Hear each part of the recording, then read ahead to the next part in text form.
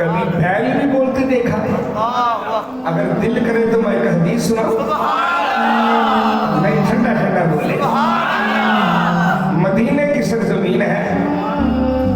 एक शख्स बाहर अपने घर से निकला, बैल पे सवार होने लगा।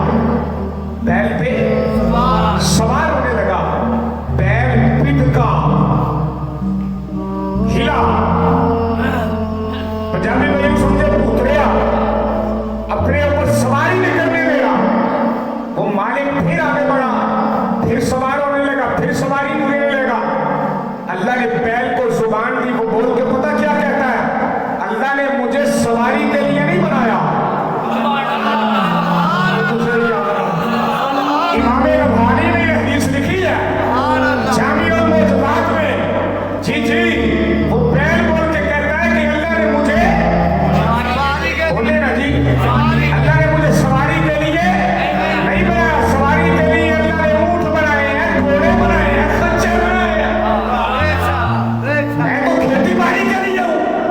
जो मेरा काम है ना, मुझसे वो काम ले। बंदा डर गया।